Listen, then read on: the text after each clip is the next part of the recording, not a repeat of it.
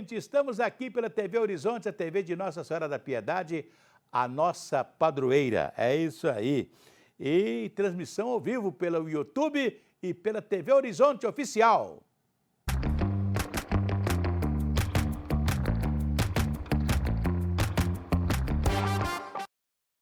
Olha, outro dia, quando o prefeito de Belo Horizonte, Álvaro Damião, tomava posse como prefeito oficialmente na cidade, porque até então ele era vice-prefeito, né, na atribuição de assumir a prefeitura na doença de Fuad Noman.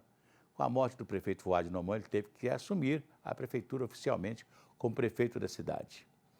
E eu disse naquele momento que ele tinha que ter muita coragem. Primeiro, eu desejava a ele coragem, muita coragem para administrar a cidade, porque a cidade de Belo Horizonte é uma cidade problemática. O mineiro já é um pouco problemático. Tudo aqui é muito difícil você fazer, né?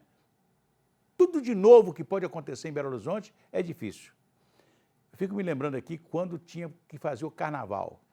Aí vinha um monte de gente falando, não, carnaval gasta dinheiro, para que gastar dinheiro com carnaval?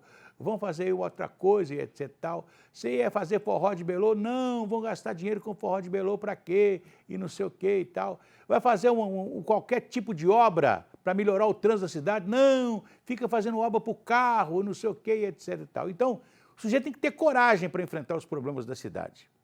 E ontem o prefeito Álvaro Damião participou de uma reunião com moradores ali da região do Belvedere. Porque a Prefeitura de Belo Horizonte, mais a Prefeitura de Nova Lima, fizeram um acordo e cada um ia fazer uma obra do seu lado para resolver o problema do tráfico naquela região. Por quê? Porque foi a época no governo do Ferrara que a Prefeitura deu licença para se construir arranha-céus ali naquela região do Belvedere. Nós tínhamos o bairro Belvedere, que era um bairro só de casas, etc. No máximo, um sobrado. Não, aí fizeram prédios e mais prédios numa região do Belvedere, né? E aí Nova Lima não ficou atrás, também deixou construir à vontade. E hoje o tráfego na cidade, naquela região, é muito grande, porque deixou-se fazer uma série de obras, naturalmente, para trazer mais moradores para a região, mas não se pensou como se vai chegar e como vai sair da região. É o caso do Buritis também. Deixaram fazer uma outra cidade em Belo Horizonte, que é o Buritis, e você tem dificuldades para entrar e para sair no Buritis. É muita... Olha, o tanto de gente que foi morar no Buritis é quase uma outra cidade, né, que está ali no Buritis, e como está na região sul de Belo Horizonte, na divisa com Nova Lima. Então, o prefeito Álvaro Damião se reuniu e sabe que tem lá uns 100 ou 150 moradores que estão contra a ampliação do acesso naquela região, porque vai ter que cortar árvore, né?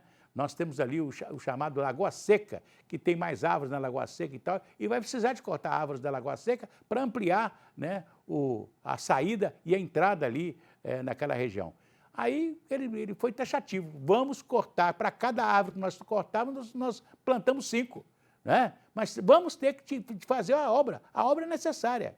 Aí muita gente fala que obra para o carro, porque no momento e tal, eu quero dizer o seguinte, a cidade de Belo Horizonte tem mais ou menos 3,5 milhões de carros, né, emplacados.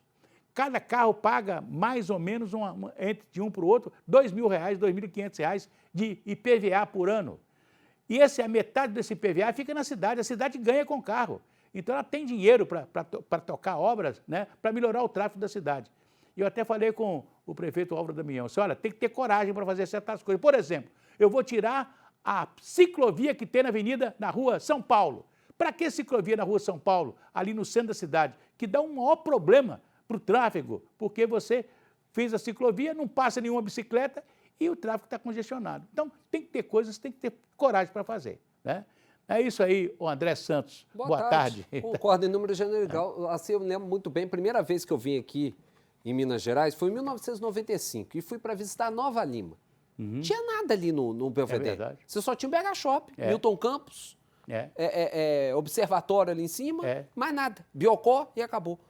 6 pistas lá, que agora a Alameda Oscar Niemeyer. Era um de nego fazer pega. O pessoal batia na racha lá. Racha. Não tinha nada, absolutamente nada. Fizeram aquele tanto de obra, liberaram para poder fazer aquelas construções de arranha-céus. Tem prédios ali de mais de 50 andares. É verdade. No Belvedere já tem prédio fazendo ali de 80 andares.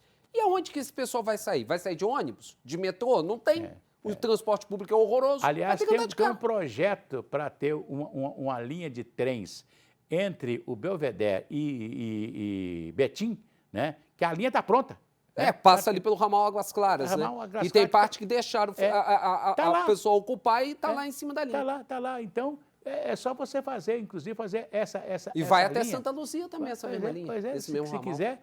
Quer dizer, nós temos que encontrar soluções para o tráfego da cidade e para facilitar, né? Por exemplo, quem vem de Betim para Belo Horizonte vindo pelo Belvedere, vai ter que chegar ali, vai ter que encontrar ônibus para descer para o centro da cidade. É não verdade. Quer dizer, nós temos que encontrar soluções. Então, eu acho que o prefeito está com essa coragem que nós estamos pedindo a ele. Ele já teve coragem, já falou, não, vai ter a obra, vai fazer, e para cada árvore que vai cortar, nós vamos plantar 5. Simples. Não é não? Vai ficar parando obra.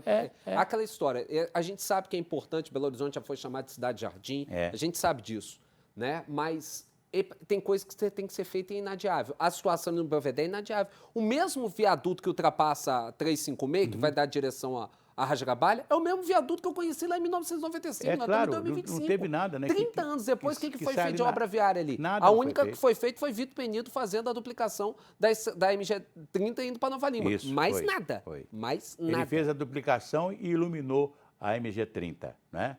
E parece uma coisa interessante, né? Chegaram em Nova Lima, por isso Nova Lima hoje é uma cidade de qualidade de vida muito boa, porque chegaram em Nova Lima os ricos. Os ricos chegaram em Nova Lima, então faz lá um condomínio. E o condomínio em Nova Lima, o cara faz rua, faz esgoto, faz água, tudo faz tudo prontinho. e tal. A prefeitura não gasta nada, só cobra o imposto. Então, Nova Lima hoje tem uma arrecadação de imposto de predial e territorial muito grande por causa dos grandes condomínios, das grandes residências que foram construídas lá. Exatamente. Né? E eu quero dizer uma outra coisa sobre Belo Horizonte, né? Estamos fazendo uma reforma na Praça Israel Pinheiro. Conhece a Praça Israel Pinheiro? Que é a Praça do Papa. É a Praça do Papa. Por que a Praça do Papa? Porque lá foi realizada a missa com o Papa João Paulo II aqui em Belo Horizonte. 1980, né? 1980, em julho de 1980. Ok? Ok. Só que agora eles estão fazendo uma reforma da praça e estão plantando árvore em toda a praça. Então, daqui uns dias, se o Papa voltar a Belo Horizonte, Não nós tem como ter missa nós não lá. temos lugar para fazer mais uma missa do Papa, porque a praça que deveria ter o gramado, né, podia até plantar árvore do lado e tal, etc. Aquele gramado bonito que poderia fazer uma nova concentração com o Papa, com qualquer outro tipo de concentração, né? O pastor Mário de Oliveira fazia lá o Sermão da Montanha, né, com muita gente. Né? Você não pode fazer mais porque vai plantar árvore, o cara vai ver o quê? É um espaço bacana para criança brincar, andar de bicicleta. Então, esse negócio que, não, vamos plantar árvore, não, tem que ser eu não sou contra plantar árvore, não. Pelo amor de Deus, eu quero que tenhamos verde na cidade. Mas tem que deixar o espaço, porque se você não deixar o espaço, a Praça do Papa vai virar uma praça de árvore, vai ser muito bonito e tal, mas ninguém pode fazer mais nada lá. Infelizmente. Infelizmente. Na cidade já não tem espaço para fazer grandes eventos e uma praça que podia fazer algum evento, principalmente os religiosos, não vai ter condição de fazer mais. E já tem esse signo da aí. Praça do Papa, né? Isso Uma notícia rápida falando sobre o Jair Bolsonaro, que passou pela cirurgia. Sei. Ontem, mais de 12 horas de cirurgia. A equipe médica disse que o ex-presidente está acordado e conversando. Não há ainda previsão de alta do Bolsonaro. Ele ainda permanece internado no hospital em Brasília. A situação dele ainda é muito devagar, uma recuperação muito lenta. O próprio Bolsonaro hoje tuitou, né, dizendo que estava bem, que estava acordado e que passaria por uma recuperação muito lenta. Os médicos tiveram muita dificuldade durante a cirurgia. A aderência no intestino do Bolsonaro foi muito maior do que os médicos esperavam do que realmente ela fosse. E com isso, essa cirurgia foi muito mais complicada. Tinha uma previsão inicial de uma cirurgia que durasse algo em torno de 6, 7 horas, durou 12 horas, mas pelo menos pelos boletins médicos apresentados até agora, o ex-presidente Jair Bolsonaro passa bem, está acordado, está conversando, mas vai ter uma recuperação ainda bem lenta. Pois é, resultado da facada dada pelo Adélio Bispo lá em Juiz de Fora, e dizem que o Adélio Bispo, quando deu a facada, ele fez assim, ó, com a faca, assim, ó, justamente para causar muito estrago no então candidato naquela época, que foi atendido na Santa Casa de Juiz de Fora, né? Foi um serviço rápido feito na Santa Casa de Juiz de Fora, depois ele foi para São Paulo, mas ele sempre tem esse problema, porque sempre que qualquer coisa que ele come, né, infelizmente, para no seu intestino e aí dá esse problema, infelizmente. Para você ter noção, assim, a previsão de que ele fique 2 semanas ainda internado na UTI. Ainda não está descartada a possibilidade de uma nova cirurgia. Por enquanto, não é preciso, mas caso durante esse processo de recuperação, se houver algum tipo de intempérie, algum tipo de situação mais complicada, não está descartada uma nova cirurgia aí, não. Aliás, tem uma coisa muito interessante, né? Diz que ele teria que colocar uma tela, né? Na base do intestino, né? Para ver se... Porque ele também fez a reconstituição da parede abdominal, né? Reconstituição, né? Da parede abdominal. Então, quem conhece, quem já viu o intestino, a parede abdominal de uma pessoa... É o peritônio, né? Que chama. É um negócio que você olha assim, é uma coisa complicada. É, né? O peritônio que chama, né? É uma coisa complicada. A gente sabe, imagina o quanto o ex-presidente está sofrendo, né? E sofrendo de várias maneiras, né? Agora com processo, é réu e etc e tal. É uma situação muito difícil. Está, né? Na via crucis ele. É uma via crucis, né? É isso aí. Daqui a pouco a gente volta.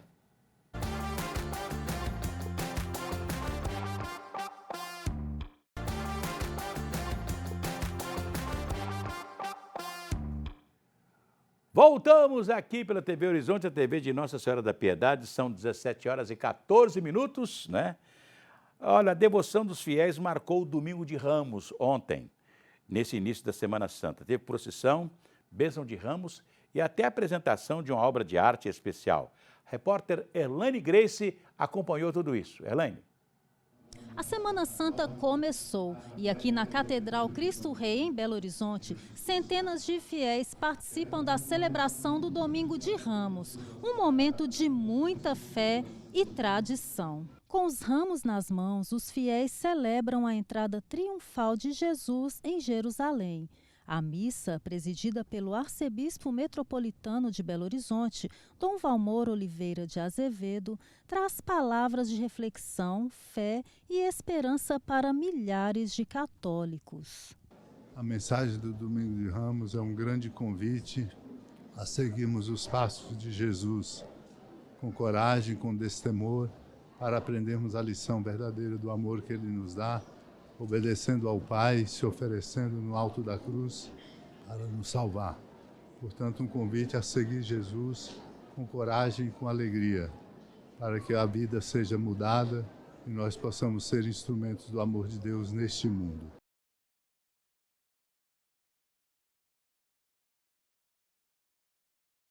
Hoje é uma oportunidade que nós temos, né, de confraternizar com os colegas, com os companheiros, né, católicos, de reviver a entrada de Jesus em Jerusalém, né, na Semana Santa. A Semana Santa, né, ela representa um momento de reflexão, um momento que a gente renova a nossa fé. E hoje é um dia muito importante porque a caminhada de Jesus, né, junto aos seus discípulos, às pessoas que acreditaram nele, é um dia de festa, né, porque as pessoas descobriram o rei, né, e é um momento muito de refletir sobre a nossa vida, sobre a importância, sobre o que a gente está fazendo da nossa vida para, né, para a nossa vida mesmo, para o nosso interior, né, sobre pessoas, sobre ser humano. E vir aqui hoje nessa igreja, na Catedral Cristo Rei, celebrar esse momento é muito importante, é muito gratificante e renovador. Érica Moreira veio com os pais conhecer a Catedral Cristo Rei e se emociona ao reviver na celebração os passos de Cristo. É muito maravilhoso, é a primeira vez que nós estamos vindo. Eu trouxe meus pais, que já são idosos, eles não conheciam, e eu tinha muita vontade de vir conhecer a Catedral, mesmo perto da minha casa. E assim, essa data especial da Semana da Páscoa, da Semana de Renascimento, a Semana de Alegria, isso é uma semana também que a gente se volta para somarmos e conquistarmos o verdadeiro amor de Cristo. E essa caminhada significativa para os cristãos contou também com um momento especial.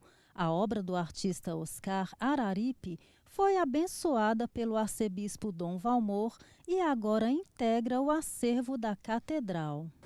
É um momento de ouro, né? Porque a Igreja Católica, ela sempre foi a casa dos artistas, né? Dos arquitetos, dos pintores, dos músicos. Essa obra ser entronizada e abençoada por Dom Valmor no dia de que se comemora Domingo de Ramos é alguma coisa muito especial, né? É interessante, né? Porque todas as religiões se fundem naquilo que segue a Igreja Católica, né? Porque você pode ter N religiões, mas todo mundo conserva, né? Todo aquele arcabouço, né, que a Igreja Católica tem, que é a Quaresma, depois a Semana Santa, o Domingo de Ramos, a Sexta-feira da Paixão, né? Então, vamos viver a sexta-feira, a Semana Santa, hoje é a Segunda-feira Santa, nós vamos viver essa semana com muita paixão, com muita piedade, para viver aqueles momentos tristes, né, que nós recordamos da paixão de Cristo que se deu numa sexta-feira, né? E nos renovamos para a Páscoa no próximo domingo, se Deus quiser, né? Mas agora eu vou falar com a Milene Alves, que está lá na redação da TV Horizonte. Milene, boa tarde. Boa tarde para você, boa tarde, André. Eu estou aqui para falar que o prefeito de Belo Horizonte, Álvaro Damião, do União Brasil, anunciou que Natália Araújo será a nova secretária de Educação da capital mineira. A nova chefe da pasta é bacharel em Direito pela PUC Minas, licenciada em História pela UFMG e mestre em Direito pela mesma universidade e doutorando de Políticas Públicas pelo Instituto Brasileiro de Ensino, Desenvolvimento e Pesquisa. Atualmente, Natália Araújo ocupa o cargo de assessora especial na Prefeitura de Belo Horizonte e entre 2017 e 2022 ela foi subsecretária de Educação no mandato de Alexandre Calil. A Secretaria de Educação está sem o titular da pasta desde a exoneração de Bruno Barral no início de abril. Barral foi afastado por decisão do Supremo Tribunal Federal após ser investigado na Operação Overclean, que apura o envolvimento de Barral em um grupo suspeito de atuar em fraudes de licitação, desvio de recursos públicos, corrupção e lavagem de dinheiro na época em que o ex-secretário era titular da Secretaria de Educação de Salvador, na Bahia. Pois é, a Natália Araújo, ela não é um estranho no ninho, né? Não, é uma técnica. É uma técnica e que já militou na Secretaria Municipal E de não Educação. só isso, foi até diretora de escola, ela tem experiência em docência também, e foi subsecretária durante um bom período, durante o governo do Alexandre Calil, né? As mudanças, uma atrás da outra na Secretaria de Educação, essa é a quinta. Aliás, essa será a sexta em 2 anos, elas se deram mais depois da chegada do Fuad, e aí o rearranjo político que o Fuad teve que fazer para poder garantir sua governabilidade. Inclusive, a chegada do Bruno Barral foi um pedido do próprio União Brasil no arranjo para que o União Brasil viesse junto com o Fuad, trazendo o Álvaro Damião para ser o vice, para compor a chapa, para conseguir mais tempo de televisão. Isso todo mundo já sabe, e o próprio Fuad nunca deixou em aberto essa situação. Assim como o Fuad, teve até uma notícia essa semana dada por grandes veículos de comunicação, notícia essa até do Jornal Globo, de que o Fuad teria negociado diretamente com o tal do Rei do Lixo, né, que seria o chefe desse suposto grupo criminoso aí, que o Barral estaria envolvido. Essa Secretaria de Educação e outras secretarias, mas que o Fuad teria rebatido e pedido, a Secretaria de Educação está fora de cogitação, o Barral não fica, eu vou colocar outra pessoa. E parece que a partir daí a conversa não avançou mais. O fato é que o Álvaro Damião já começa a mostrar um pouco da sua cara. Vai dando moral para uma técnica, que foi subsecretário de Educação. Conhece, né? Que ele conhece, que estava trabalhando diretamente na assessoria do gabinete dele como prefeito, então uma pessoa de confiança. Né? É isso aí. Numa pasta muito importante, né, Assi? Eu acho que foi um caminho certo, né? De trazer uma pessoa que é do meio, que conhece a secretaria, que pode fazer um belo trabalho. Exatamente. E nós precisamos de um belo trabalho na educação de Belo Horizonte, né? A gente tem esperanças de que a escola possa ser cada dia melhor, né? E hoje, melhor que antes, porque eu, quando estudei, eu entrei na escola com 8 anos de idade. Por quê? Porque eu nasci em agosto, eu não podia ir com 5 anos e meio, e só fui com 7 anos, não podia ir com 6 anos e meio, só pude ir com 7 anos e meio, com quase 8 anos de idade, que eu fui para a escola, né? Porque hoje você tem a pré-escola que o menino entra com 5 anos de idade. É verdade. Né? 5, 6 anos de idade, Tem o a menino já está na creche, escola. né? Tem A as creche, crechezinhas com as um creches aninho, tem tudo. 2 Quer dizer, aninhos. hoje tem um arcabouço muito grande de educação para melhorar as condições de educação das crianças, né, que podem já, naturalmente, se interessar mais pela escola, porque hoje a escola tem... Ô, irmão, quando eu estudei, não tinha merenda na escola, não. Nós não tinha merenda, não. Era uma pobreza franciscana, né? De vez em quando, Dia das Crianças, tinha um pãozinho pequenininho, né, que passavam com uma latinha de doce de leite, né, passava um doce de leite no pãozinho, fechava aquele pãozinho, aí eu comia aquele pãozinho com doce de leite só na Semana das Crianças, né? Fora isso, nada mais, né? É isso aí. Milene, acho que tem alguma outra informação. Tem mais alguma informação, Milene? Não, é só isso mesmo, queria só Daqui comentar a pouco que, como você vocês volta. disseram, é uma secretaria muito importante, né? Então, É isso aí. que bom que é alguém de confiança. Falou, Milene, daqui a pouco você volta, tá legal? Um abraço. E eu vou cantar aquela musiquinha, aquela musiquinha da Pílulas de Lúcen. Vai tudo bem, muito bem, muito bem, muito bem, muito bem, muito bem, bem, bem. Com Pílulas de Lúcen, se você está com queimação urinar, Pílulas de Lúcen são antissépticas das veias urinárias e vocês encontram em todas as farmácias e drogarias. Se persistirem os sintomas, um médico deverá ser consultado. Daqui a pouco a gente volta.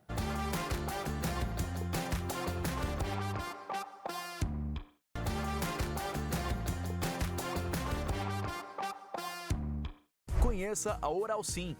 Há mais de 20 anos de mercado, somos a número 1 do Brasil em implantes dentários. Para lhe recepcionar, temos estacionamento privado exclusivo para pacientes. Nossa equipe de doutores faz com que sejamos referência em serviços de implantes dentários, prótese protocolo, lentes, facetas, clareamento dental, ortodontia Invisalign e clínica geral. Pensando em seu conforto, contamos com o moderno raio-x panorâmico digital e scanner intraoral tecnológico. Trabalhamos com renomados laboratórios de prótese de Belo Horizonte para personalização do seu caso. Uma sala de pós-cirúrgico com assistência de profissionais para a sua recuperação. Você que sempre sonhou em transformar o seu sorriso, o seu dia chegou. Meu nome é Dr. Ricardo Justo e nós, aqui da Oral Sim Implantes, estamos te aguardando para transformarmos o seu sorriso. Venha! Oral Sim, o nosso carinho constrói sorrisos. Pois é, use o telefone da Oral Sim, 2117-3300. Ligue agora e você fala assim, eu quero fazer uma avaliação da minha boca. Preciso fazer um tratamento dentário. E você não sabe o que sua boca tem. Se você tem que colocar, simplesmente tratar dos dentes que você tem, ou simplesmente trocá-los por um implante dentário, ou mesmo uma dentadura. Você pode ligar 2117-3300. Ligue agora que eles marcam para você uma avaliação. A Oral Sim tem duas clínicas aqui em Belo Horizonte. Avenida Pedro II, ali esquina com Ervalha, do lado da Cantina Minas Goiás, e na Avenida Contorno, em frente ao Hospital Felício Roxo, do lado da Araújo. Você, olha aqui, se você for fazer um implante dentário da parte superior da sua boca, o implante todo, ele vai ficar, se não tiver fazer enxerto ósseo, ele vai ficar em R$ 13.500, eles dividem para você em 18 vezes. É para você fazer. Né? Uma dentadura R$ 2.640, divide em 6 vezes. Ligue para lá, 2117-3300, 2117-3300 e marque a sua avaliação gratuita. É isso aí. Oral Sim, sempre com você. Agora vamos ao nosso Você Sabia? Com a nossa querida Suelen Ogando. Suelen! Ei, você sabia? Ei, você sabia que o famoso Festival de Comida de Boteco já começou? A 25ª edição do Comida de Boteco, o concurso que celebra a cultura dos bares em Belo Horizonte, vai até o dia 11 de maio. São mais de 120 estabelecimentos da capital mineira que entram na temporada mais movimentada do ano sob o tema Paixão pelo Boteco, que exalta a cultura boêmia da cidade. E você está esperando o que para montar o seu roteiro?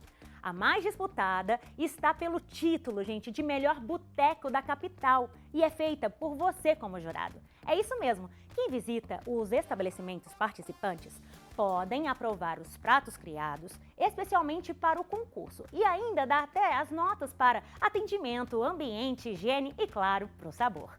E os chefes e os donos de bares, olha, eles capricham, tá? Na criatividade, tem petisco para todos os gostos, do mais tradicional até o mais ousado. E tudo com aquele tempero mineiro que a gente ama, não é mesmo? Então, já sabe, né? Junta aí os seus amigos, escolhe o seu roteiro e caia na rua, porque comer bem, valorizar a cultura local e fortalecer os pequenos negócios também é um ato de amor por BH. E para você saber mais sobre quais são os restaurantes participantes, acesse o site comidadeboteco.com.br. E você, Assir, gosta de comida de boteco? Ei, você sabia? Bem, eu gosto muito de comida de boteco. Aliás, uma coisa interessante, eu toda vida faço no rádio um programa de domingo, com samba, choro e etc. E sempre tinha uma rede de botecos que me ouvia. Hoje é mais difícil os botecos estarem ligados no rádio, porque hoje todo botequim tem uma tela de televisão para transmitir futebol, né? E você tem futebol o dia inteiro, de manhã, de tarde, de noite, não é verdade? Né? Mas naquela época eu tinha uma rede de botecos. Eu tinha um amigo meu, né, o Nemerked, que gostava muito de fazer petiscos árabes. Falava assim: ô irmão, vamos fazer o dia de comida de botequim numa rua, você vai promover e tal, porque você fala dos botecos todos e tal. Já era uma ideia de ter um dia um festival como esse, e esse festival chegou num momento interessante. E eu quero dizer que eu frequento muito o Bar do Careca, na Cachoeirinha, lá na rua Simão Tan. E o Careca vai participar esse ano porque ele foi o ganhador da primeira comida de boteco. Ele tem uma peixada maravilhosa, uma muqueca, e tem uma língua, ele ganhou com a língua de molho ovinho, né? Uma língua maravilhosa, língua de boi. Tem gente que não come língua de boi, não come rabo de boi, de jeito nenhum, né? Mas o Careca faz uma língua especial. E ele é o homenageado desta comida de boteco. Ele está na comida de boteco sem disputar prêmio nenhum, até porque o Careca está meio cansado, né? Mas o bar dele é muito bem frequentado. E ele vai continuar fazendo a língua ao molho de vinho. Você gosta, irmão? Você tá doido, é bom demais. Tá brincando. Macaco é banana, sim, senhor. É isso aí.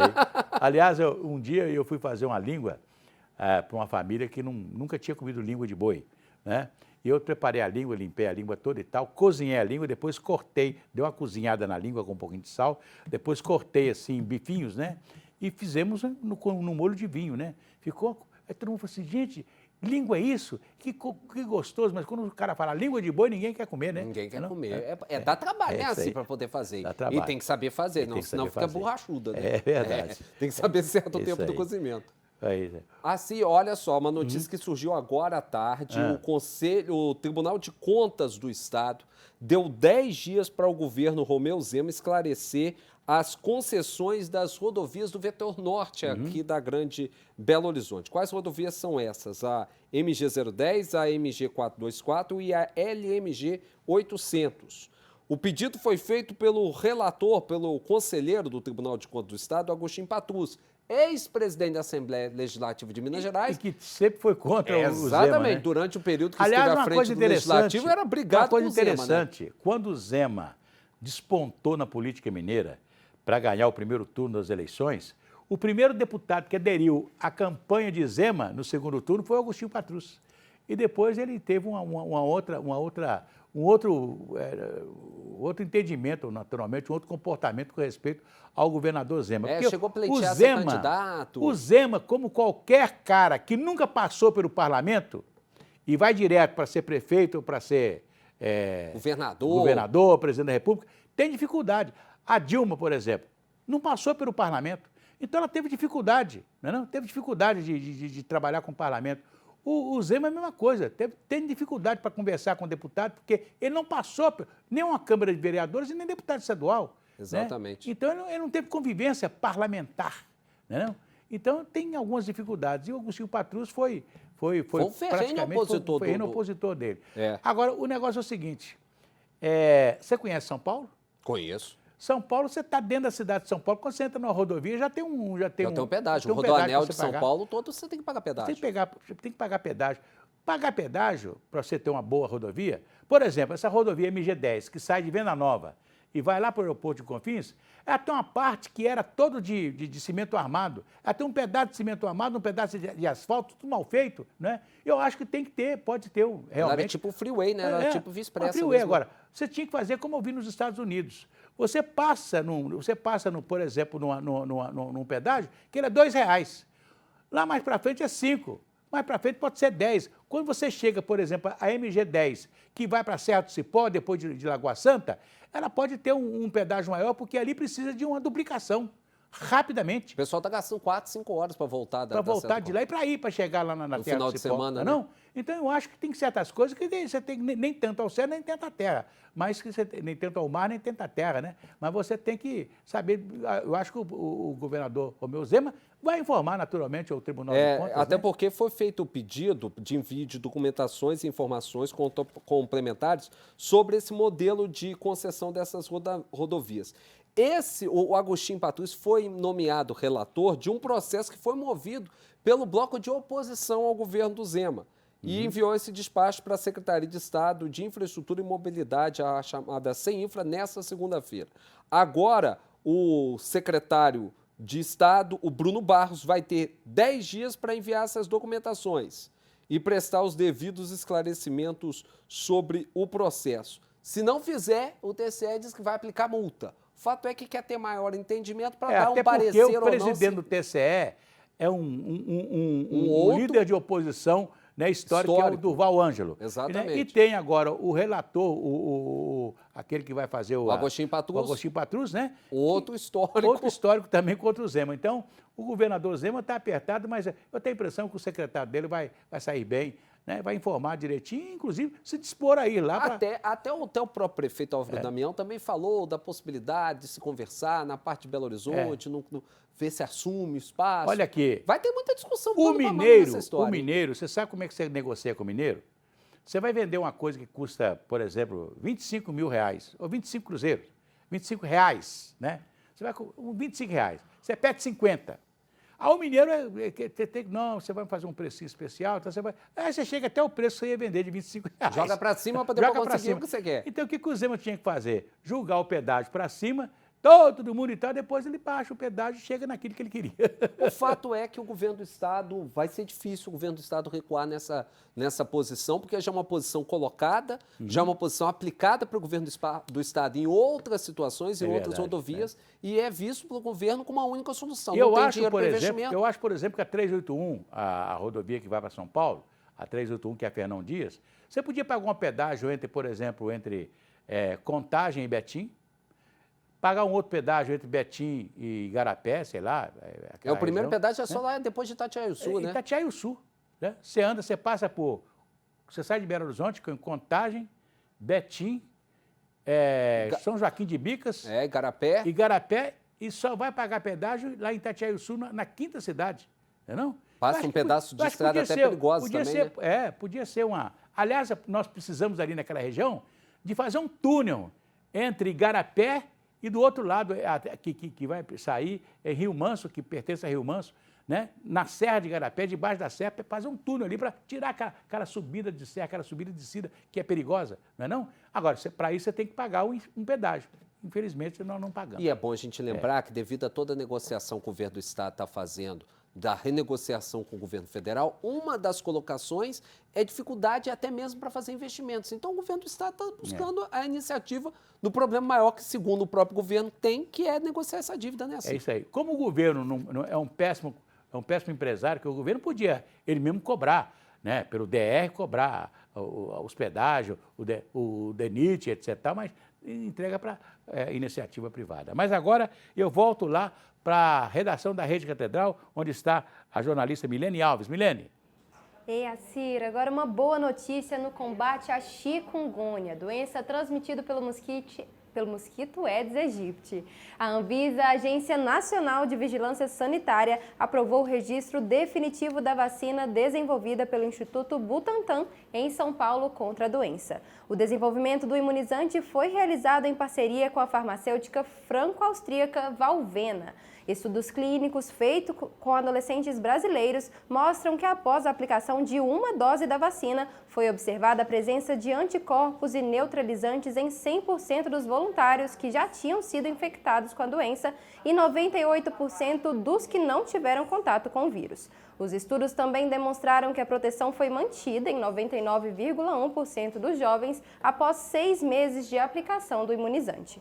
Agora, com a aprovação, a vacina está autorizada a ser aplicada em todo o país e o público-alvo será a população acima de 18 anos. Este é o primeiro imunizante autorizado contra a doença, que tem como principais sintomas dores crônicas nas articulações. Somente no ano passado, a chikungunya afetou 620 mil pessoas em todo o mundo. E, infelizmente, o Brasil lidera o ranking de maior número de pessoas infectadas com a doença, seguido do Paraguai, Argentina e Bolívia. Pois é, eu fico me lembrando, Milena, que eu tenho alguns amigos que tiveram chikungunya. Deus o livre. É um negócio muito sério. É triste, muito sério, né? É triste mesmo, porque é justamente isso aí, que é nas articulações, que as pessoas sentem dores horríveis. E às vezes demora a passar, né, assim? Demora a passar e demora a se curar, né? Então, eu acho que essa vacina veio num momento muito bom. Aliás, eu quero dizer o seguinte, o André, lembro aqui do Bolsonaro, né? Lembra quando o João Dória, governador de São Paulo, trouxe a vacina lá da China para desenvolver aqui no Butantan, contra a Covid. E anunciou que a vacina ia começar a vacinar em São Paulo. E o Bolsonaro, que falava demais, por isso que o Bolsonaro está sofrendo todas as consequências hoje, ele falava tanto, falou tudo que não devia falar. Aí ele chamou a vacina de jacaré, que era não sei o quê, que é isso, que é aquilo. Quando ele viu que o João Dória ia ganhar o prêmio para si, ia vacinar primeiro do que ele quis comprar a própria vacina, ele comprou a vacina. Do próprio Butantan, que ele chamou de jacaré, né? Aí comprou a vacina, aí a Anvisa aprovou a vacina e tal. Você viu a história da vacina? Fora o que tem realmente os relatos que tanto a Janssen quanto a Pfizer já tinham negociado com o governo brasileiro para poder imunizar, como imunizou em primeiro lugar lá em Israel, já imunizar aqui no Brasil em conjunto. E aí você vê, o Bolsonaro falou demais e quando ele viu que o governador de São Paulo ia vacinar primeiro que ele, aí pronto, ele ficou endoidou. Aí perde o bonde da história, Aí né? perde o bonde da história, aí ele comprou a vacina que ele se criticou, xingou demais, né? Milena, daqui a pouco a gente volta, um abraço para você. Tchauzinho, um abraço para vocês. E daqui a pouco a gente volta, mas antes eu quero cantar aquela musiquinha. Se a criança acordou, dorme, dorme menina, tudo calmo ficou, mamãe tem, Auricedina. A Auricedina é um analgésico e antisséptico de uso local para adultos e crianças, todo mundo sabe. Dor de ouvido, Auricedina. Se persistirem os sintomas, o médico deverá ser consultado. E no final canta assim, dorme, dorme menina, com Auricedina. Daqui a pouco a gente volta.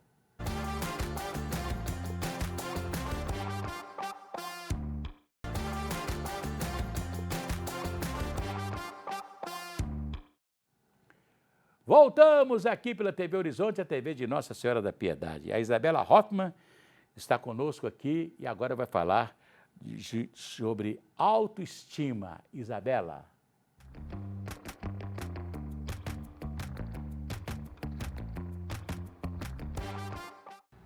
Oi, Assi. Hoje vamos falar sobre autoestima. Você já reparou como falamos sobre autoestima como se fosse só uma questão de aparência? Mas não, autoestima não é só se sentir bonita, é saber que você vale muito, independentemente do que os outros pensam. É olhar no espelho e se reconhecer, é entender que seu valor não está em um corpo, em uma roupa ou em um elogio. A verdadeira autoestima nasce quando paramos de buscar a validação externa e começamos a nos aceitar por inteiro, com qualidades, defeitos, falhas e conquistas. Se cuidar é importante, sim, mas se cuidar por amor, não por pressão. Você não precisa ser perfeita, você só precisa ser você. Até mais!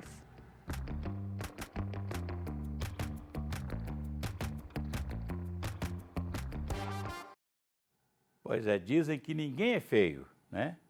Agora, você pode ser mais bonito, né? Você pode não ser tão bonito como o seu vizinho, como o seu irmão, as pessoas que o cercam, mas, na verdade, se você se tratar bem, está bem penteado, está bem barbeado, está escovadinho, você não está barbeado, mas tem a barba bem feita, né? Tá igual a barba do André, assim, né? Aí você tem uma autoestima elevada, não é isso, Eu irmão? tenho, ainda tem a mulher que todo dia fala que eu sou bonito, que me ama, fica melhor ainda, né? É isso aí. Então, a autoestima é um negócio fantástico, maravilhoso, né? Então, se você se cuidar, você vai ter uma autoestima sempre elevada. E né? aquela história, eu sempre falo aqui do pessoal que faz implante dentário, né? O cara tem uma boca feia, de repente a boca dele tá bonita. Muda, né? muda A totalmente. autoestima, né? E aquele negócio, se a gente não se amar, quem que vai amar a gente? Né? É verdade. Né? Primeiro o amor próprio, né? Para isso poder aí, depois a gente amar os outros. Então, isso é muito importante, você ter autoestima, né?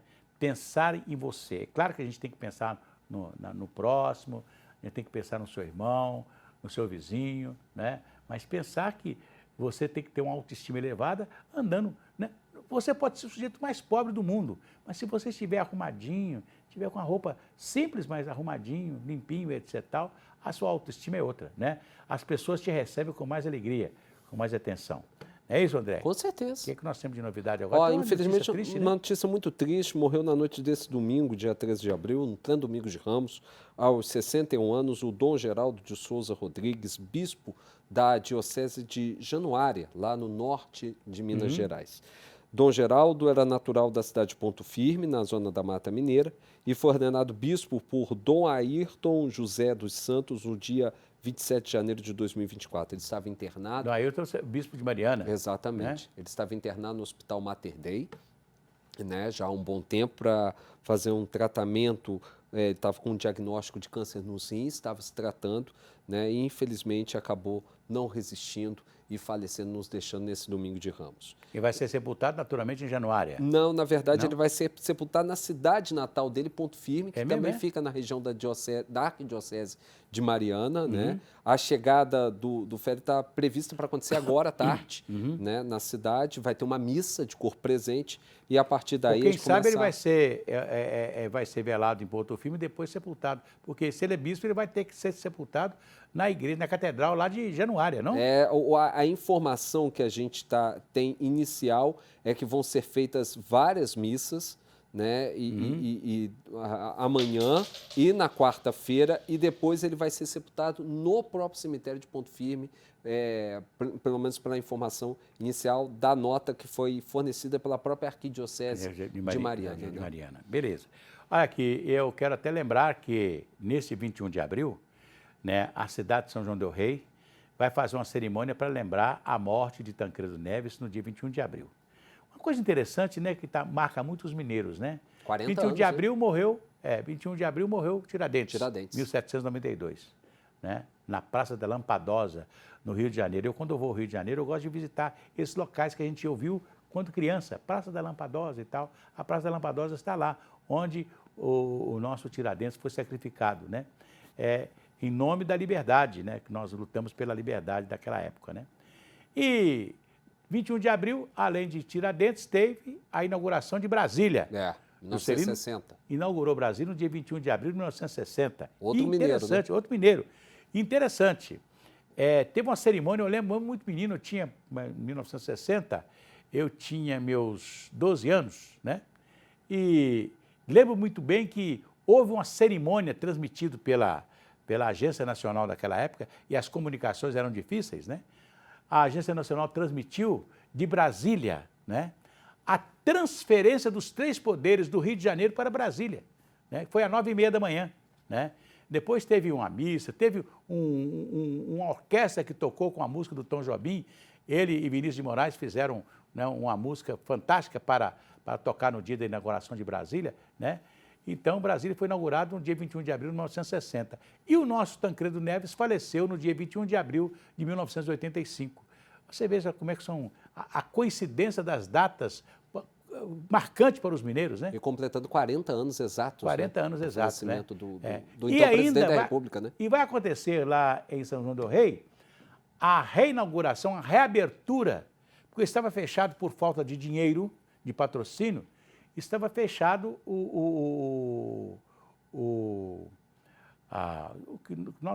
não é um museu, é um memorial de Tancredo Neves, lá em São João del Rei. Estava fechado o memorial, né? O memorial vai ser aberto agora no dia 21 de abril. Eles vão fazer uma missa festiva, uma missa de requiem, né?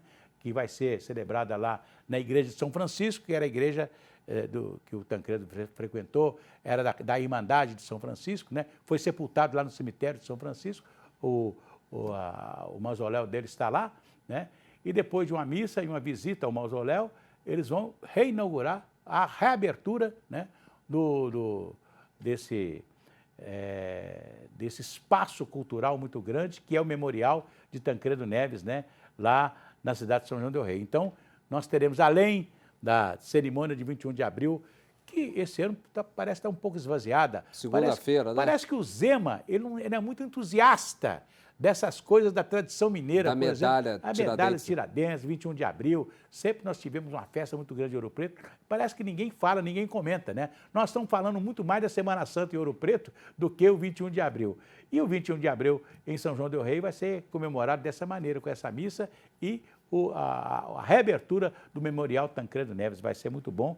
Então, se eu pudesse, eu estaria lá, né? Tancredo, que é um nome importantíssimo da história política brasileira. E o Tancredo foi advogado primeiro lá em São João del Rei, depois foi vereador, né? Vereador, ele veio ser deputado à Assembleia Constituinte de 47, sim, em Minas Gerais, né? Foi deputado estadual, depois foi deputado federal, foi candidato a governador de Minas em 60, perdeu por Magalhães Pinto. Foi ministro de Getúlio Vargas, estava presente naqueles atos lá, os últimos atos de 24 de agosto. Ministro da Justiça, né? Ministro da Justiça. Inclusive ele quis resistir quando o Getúlio Vargas já estava, né, praticamente se entregando em 1954, né? Por tudo que aconteceu naquela época, né? O Brasil vivia momentos assim difíceis, né? Ele estava naquela noite. E depois ele foi candidato, né, a governador de Minas, perdeu para o Magalhães Pinto, e logo depois ele era primeiro-ministro, chefe do governo. De João Goulart. É isso aí.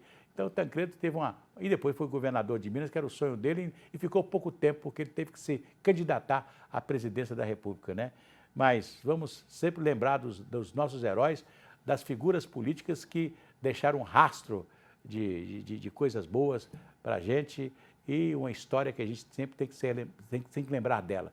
É muito importante. André, muito obrigado. Obrigado, eu, assim. Amanhã tem mais? Prazer, se Deus quiser. É isso aí.